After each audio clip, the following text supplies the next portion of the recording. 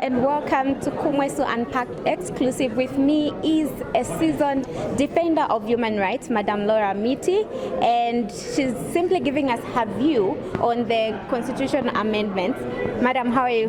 Very well, thanks. All right, so I'm just here to get your overview on the constitutional reforms. Sure. Yes, so I have, which aspect of the proposed amendment do you find most concerning? I think the very idea that we are doing it at all at this point. So I think that the country is at a position. The country is now entered the electoral season, and as we know, we are never at our wisest, we are never at our most sober during the electoral season, and I think a constitution needs sober discussion. I'm surprised that the government has chosen this particular point, but has also made a hard end line of August elections for this constitution amendment. I would have wished that the constitution amendment process would start, but certainly not be linked to the next elections to end.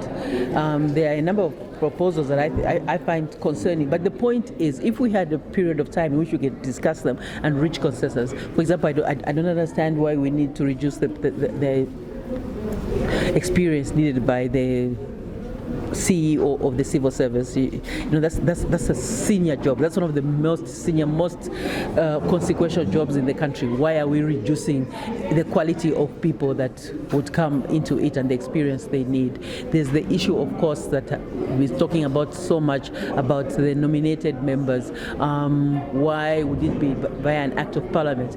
We've heard reports here and there that the president said somewhere that was a mistake. I would certainly hope so. And I'd hope that this will be categorically said to us that the nominated members of parliament, how many they are, will remain in the constitution.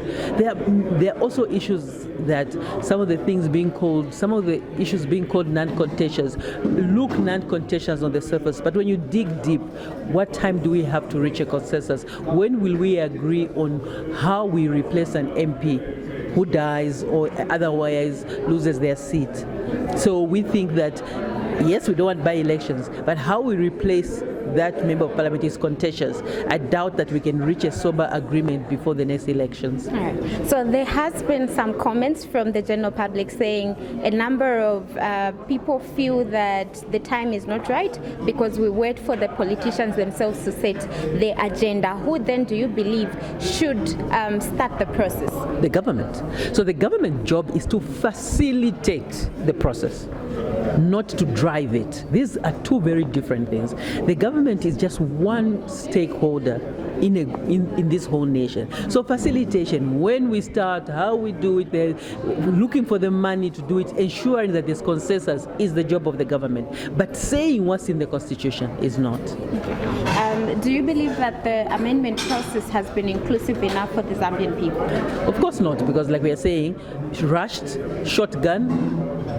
We didn't expect it to come now because the government has said, no, it won't happen. No, it's not a priority. Then suddenly they say it's going to happen. So no.